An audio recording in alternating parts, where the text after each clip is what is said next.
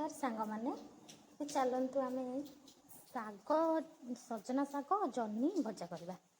तो आगु मु शाग आ जह्नी काटिक रखीदी पियाज को भी काटिक रखीदी।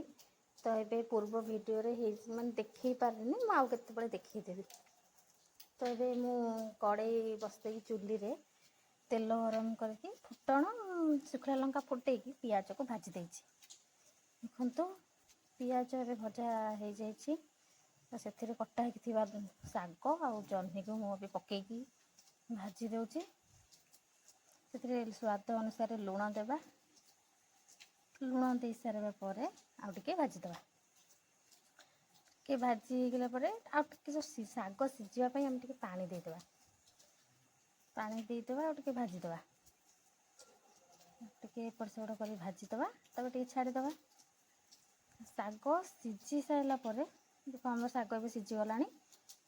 तो आम आउ टे भाजी देकी से गोटे चामच चीनी देदेवा। चीनी देदेवा द्वारा शागटा टे भल लगी था। देखिए एमती भाजिकी निहाती भाव टेस्ट करेंगे। तो चीनी पकई सारिक आम आउ टे भाजीदे। देखो आम शाग भजा हो गला।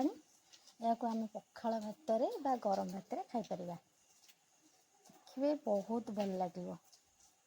तो आम तो ये शाग भजा हो गला। तो एबे आम प्लेट को काढ़ीदे। या बाहर करके आम ए पखाल भात खाईपर गरम भात जा जमती जी जमती जो भात खाईपर चलो। तो आम तो ये भाजी हो गला। प्लेट को काढ़ीदे। देखो के सुंदर देखा शाग भजा केमती लगुच खाई।